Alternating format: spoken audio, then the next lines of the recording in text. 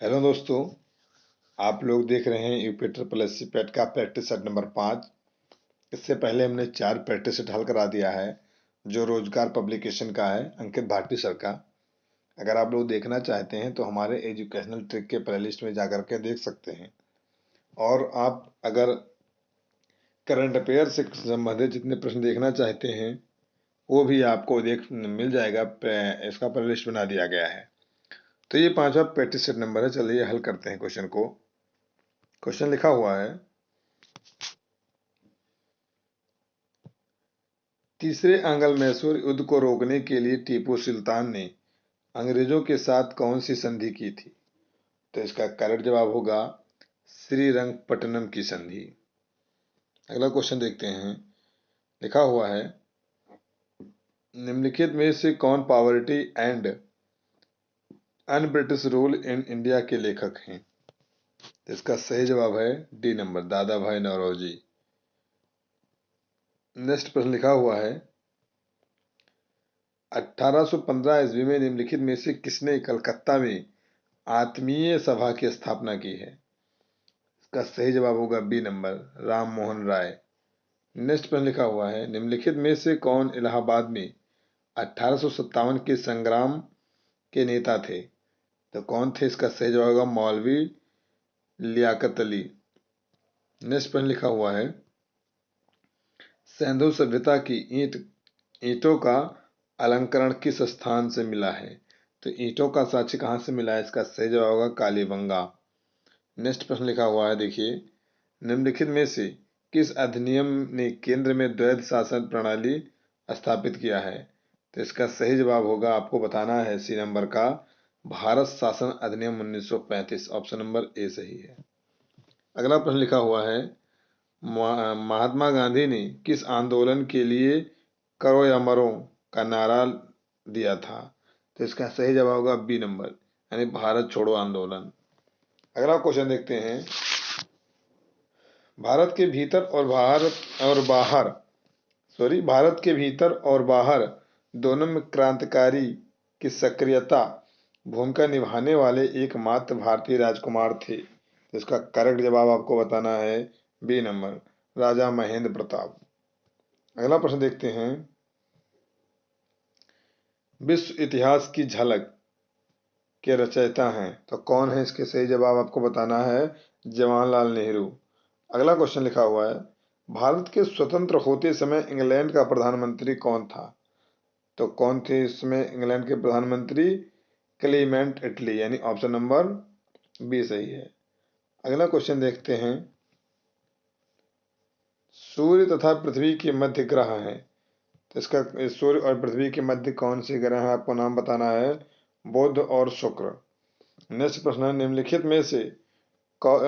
में से किस भारतीय राज्य की सीमा भूटान राष्ट्र के साथ नहीं मिलती है? तो इसका सही जवाब आपको बताना है बी नंबर, यानी मेघालय। अगला प्रश्न देखते हैं, लिखा हुआ है, कौन सा पर्वत हिमालय श्रेणी का अंग नहीं है? तो इसका सही जवाब होगा ए नंबर, यानी अरावली। अगला क्वेश्चन देखते हैं, सुंदरबन डेल्टा का निर्माण करने वाली नदियां हैं तो कौन सी नदी है जो सुंदरबन डेल्टा का निर्माण करती है? गंगा और ब्रह्मपुत्र। चलिए अगला क्वेश्चन देखते हैं, विश्व समुद्रम जल विद्युत परियोजना स्थित है तो इसका करेक्ट जवाब होगा डी नंबर, यानी कर्नाटक में। अगला क्वेश्चन है, किस देश का जीवन स्तर प्रतिबंधित होता है? तो प्रतिबिंबित किसका होता है? इसका सही जवाब होगा बी नंबर, प्रति व्यक्ति आय से। अगला क्वेश्चन लिखा हुआ है, ऑपरेशन फ्लड का संबंध निम्नलिखित में से किससे है? तो यह है दुग्ध उत्पादन से। अगला क्वेश्चन है, बहुराष्ट्रीय कंपनी से क्या तात्पर्य है? तो सही जवाब होगा बी नंबर, ऐसी कंपनी जो कई देशों में अपना कार्य संचालन करती है। अगला क्वेश्चन देखते हैं, लिखा हुआ है, नेक्स्ट क्वेश्चन, यदि सकल राजकोषीय घाटे में ब्याज भुगतान को निकाल दिया जाए तो अवशेष को कहा जाएगा?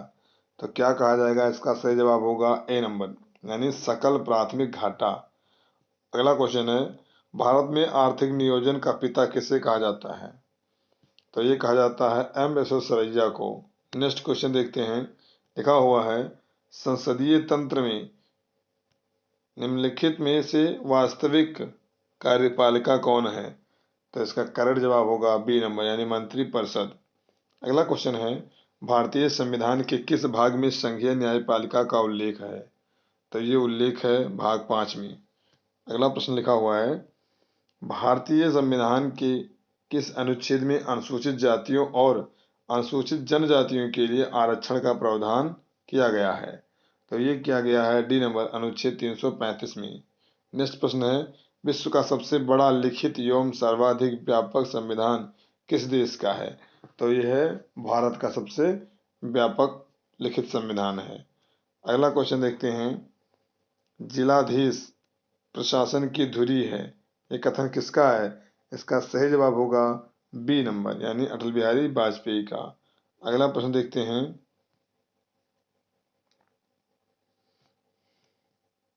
क्यूसेक मापन की इकाई है, तो किसकी इकाई है? इसका सही जवाब होगा सी नंबर जल की बहाव को। अगला क्वेश्चन है, कमरे में लगा हुआ वातानुकूलित क्या नियंत्रित करता है? तो वातानुकूलक क्या नियंत्रित करता है? इसका सही जवाब होगा केवल आर्द्रता एवं तापक्रम। अगला प्रश्न देखते हैं, एक बार बैटरी में प्रयुक्त विद्युत अपघट्य होता है, इसका सही जवाब आपको बताना है, क्या है? बी नंबर सल्फ्यूरिक अम्ल। अगला क्वेश्चन है, वायुयानों के टायरों में भरी जाने वाली गैस है, तो कौन सी गैस भरी जाती है? ये नाइट्रोजन। नेक्स्ट प्रश्न है, हाइड्रोपोनिक्स क्या है? तो हाइड्रोपोनिक्स आपको बताना है क्या है? मृदा विहीन पादप संवर्धन है, यानी ऑप्शन नंबर ए सही है। चलिए अगला क्वेश्चन देखते हैं, आंख खुलना मुहावरे का सही अर्थ है, तो इसका सही अर्थ क्या होगा? ए नंबर यानी ज्ञान होना। अगला क्वेश्चन है, जो आंख के सामने हो के लिए एक शब्द है, तो इसके लिए क्या शब्द है? यह होगा प्रत्यक्ष। अगला क्वेश्चन है, सुमित्रानंदन पंत को किस कृति पर ज्ञानपीठ पुरस्कार मिला है? तो किसकी कृति पर मिला है, कौन सी कृति पर नहीं मिला है? इसका सही जवाब होगा चिदम्बरम। नेक्स्ट प्रश्न लिखा हुआ है, भुजंग का पर्यायवाची शब्द नहीं है, तो भुजंग का पर्यायवाची शब्द क्या नहीं, आपको बताना है। ये गरुण जो है ये भुजंग का पर्यायवाची शब्द नहीं है, बाकी व्याल, सर्प और पन्नग ये भुजंग का पर्यायवाची शब्द है। अगला क्वेश्चन देखते हैं, आवृत शब्द का विलोम है, तो आवृत शब्द का विलोम क्या होता है? इसका सही जवाब होगा अनावृत। चलिए अगला प्रश्न देखते हैं। प्रश्न लिखा हुआ है, आईआईटी मद्रास इक्यूवेटेड स्टार्टअप GUVI ने किसे अपना ब्रांड एम्बेसडर चुना है? तो इसका करेक्ट जवाब होगा बी नंबर स्मृति मंधाना को। अगला क्वेश्चन है, इलेक्ट्रॉनिक्स और सूचना प्रौद्योगिकी मंत्रालय के नए सचिव किन्हें बनाया गया है? तो किन्हें बनाया गया है? ये डी नंबर जयप्रकाश साहनी को। अगला प्रश्न लिखा हुआ है, गांधी टोपी गवर्नर नामक पुस्तक विमोचन किसके द्वारा किया गया है? तो इसका सही जवाब होगा आपका B number M Venkaiah Naidu. अगला क्वेश्चन है, गरीबी रेखा से नीचे रहने वाले लोगों को फ्री इंटरनेट सेवा प्रदान करने वाला पहला राज्य कौन सा है? तो इसका सही जवाब होगा केरल। अगला क्वेश्चन देखते हैं, लिखा हुआ है, राजनीतिक गतिरोध के चलते निम्न में से किस देश के प्रधानमंत्री अब्दुल्ला हमदौफ ने अपने पद से इस्तीफा दे दिया है? तो इसका करेक्ट जवाब होगा सूडान। नेक्स्ट प्रश्न है, 22 अगस्त 2021 को किस राज्य में पहला अल्कोहल म्यूजियम खोला गया है? तो इसका सही जवाब होगा आपका ए नंबर यानी गोवा में। अगला प्रश्न है, 28 सितंबर 2021 को बंगाल की खाड़ी से उठने वाले चक्रवाती तूफान गुलाब का नाम किस देश ने रखा है? तो इसका करेक्ट जवाब होगा ए नंबर यानी पाकिस्तान ने। अगला क्वेश्चन है, हाल ही में हिंदी पत्रकारिता दिवस कब मनाया गया है? तो हिंदी पत्रकारिता दिवस मनाया गया है, आपका आंसर इसमें होगा बी नंबर 30 मई को। अगला क्वेश्चन है, हाल ही में गृह मंत्री अमित शाह ने नए अंतर्राष्ट्रीय खेल परिसर की आधारशिला कहाँ रखी है? तो इसका सही जवाब होगा डी नंबर अहमदाबाद में। अगला प्रश्न देखते हैं।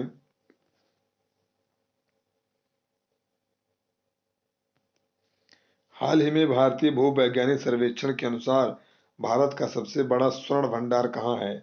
तो ये कहाँ पर है स्वर्ण भंडार सबसे ज्यादा? बिहार में। अगला क्वेश्चन लिखा हुआ है, भारत सबसे लंबी अंतर्राष्ट्रीय सीमा किस देश के साथ साझा करता है? तो ये करता है बांग्लादेश के साथ में। अगला क्वेश्चन है,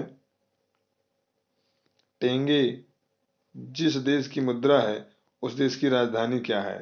तो इसका करेक्ट जवाब होगा आपका ए नंबर यानी नूर सुल्तान। चलिए अगला क्वेश्चन देखते हैं। विश्व का विशालतम लोकतांत्रिक प्रजातंत्र भारत की प्रथम लोकसभा कब आयोजित की गई थी? तो ये कब आयोजित की गई थी? ये 13 मई 1952 में। अगला क्वेश्चन देखते हैं। IMF का पूरा नाम क्या है? तो IMF का पूरा नाम होता है, देखिए क्या होता है, इसका सही जवाब आपको बताना है। ए नंबर इंटरनेशनल मॉनेटरी फंड यानी ऑप्शन नंबर ए सही है। नेक्स्ट पॉइंट देखते हैं। विक्टोरिया मेमोरियल किस शहर में स्थित है? तो ये स्थित है, आपका सही जवाब होगा कोलकाता में। अगला प्रश्न देखते हैं। लोक चित्रकला की मधुबनी शैली भारत की किस राज्य में प्रचलित है?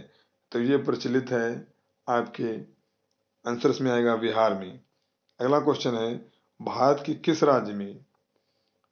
किस राज्य में गुप्त काल के मंदिर अच्छी आकृति में पाए जाते हैं? इसका सही जवाब आपको बताना है, सी नंबर मध्य प्रदेश। नेक्स्ट प्रश्न लिखा हुआ है, व्यास व्यास सम्मान निम्नलिखित में से किस क्षेत्र में दिया जाता है? तो ये दिया जाता है, आपका करेक्ट जवाब है साहित्य के क्षेत्र में। अगला क्वेश्चन है, आगा खां कप का संबंध किस खेल से है? तो ये है ए नंबर यानी हॉकी से संबंधित है। नेक्स्ट प्रश्न लिखा हुआ है, हरित गृह प्रभाव का अर्थ है। तो हरित गृह प्रभाव का क्या अर्थ है? इसका अर्थ होता है वायुमंडल में ग्रीन हाउस गैसों के घनीकरण के साथ वायुमंडल के तापमान का बढ़ना। ऑप्शन नंबर सी सही है। चलिए देखते हैं अगला पैराग्राफ, इसको पढ़ने के बाद इसका जवाब दिया जाएगा। तो चलिए पढ़ लेते हैं। लिखा हुआ है, साहस की जिंदगी बड़ी जिंदगी होती है।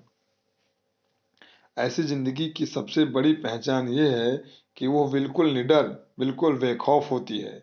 साहसी मनुष्य की पहली पहचान ये है कि वह इस बात की चिंता नहीं करता कि तमाशा देखने वाले लोग उसके बारे में क्या सोच रहे हैं।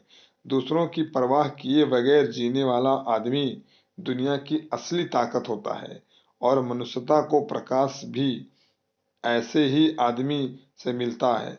साहसी मनुष्य उन सपनों में भी रस लेता है जिनका कोई व्यवहारिक अर्थ नहीं है। साहसी मनुष्य अपने उधार नहीं लेता, वो अपने विचारों में रमा हुआ अपनी ही किताब पढ़ता है। झुंड में चलना और झुंड में चरना तो भैंस और भेड़ का काम है। साहसी मनुष्य तो सिंह के समान होता है, जो अकेला होने पर भी मग्न रहता है। आर्नाल्ड बेनेट ने एक जगह लिखा है, जो आदमी उपयुक्त अवसर मिलने पर भी साहस से काम न ले सका, वो कभी भी सुखी नहीं हो सकता। समय पर साहस न दिखाने वाला व्यक्ति अपने भीतर एक आवाज सुनता है, जो उसे बराबर कहती है, तुम साहसी नहीं हो, तुम साहस नहीं दिखा सके, तुम कायर की तरह भाग खड़े हुए। चलिए प्रश्नों को हल करते हैं। लिखा हुआ है इसका प्रश्न, साहसी मनुष्य क्या उधार नहीं लेता है? तो इसका करेक्ट जवाब होगा सपने उधार नहीं लेता है। अगला क्वेश्चन है, साहसी मनुष्य किसके समान है? तो साहसी मनुष्य जो होता है वो किसके समान होता है? सिंह के समान होता है।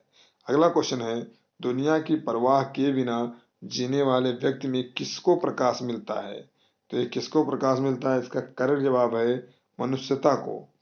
अगला क्वेश्चन देखते हैं, लेखक ने कैसे जीवन को महान बताया है? तो इसका सही जवाब आपको बताना है, डी नंबर यानी हिम्मत के। अगला क्वेश्चन है, इनमें से कौन सा व्यवहारिक शब्द के लिए पर्यायवाची शब्द नहीं है? इसका करेक्ट जवाब आपको बताना है बी नंबर यानी आदर्शवादी। चलिए अगला प्रश्न देखते हैं। यह भी पैसेज से है, इसको पढ़ेंगे, इसके बाद इसका जवाब दिया जाएगा। लिखा हुआ है, समय का आदर करना ही उसका सदुपयोग करना है। जो व्यक्ति समय की सही कीमत जान लेते हैं, वही जीवन में सफलता प्राप्त कर पाता है। यह धन से भी अधिक महत्वपूर्ण है। धन खोने पर वापस पाया जा सकता है, परंतु बीता हुआ समय नहीं लौटाया जा सकता है। छात्रों के जीवन में इसका अधिक महत्व है। जो छात्र इस उम्र में समय की कदर न करना सीख जाते हैं, वो भविष्य में तरक्की की ऊंचाइयों को छू लेते हैं। चाणक्य, गांधी जी, अशोक आदि ने समय का सदुपयोग कर अपने पैरों के निशान छोड़ दिए। जीवन का प्रत्येक क्षण भविष्य का निर्माता है।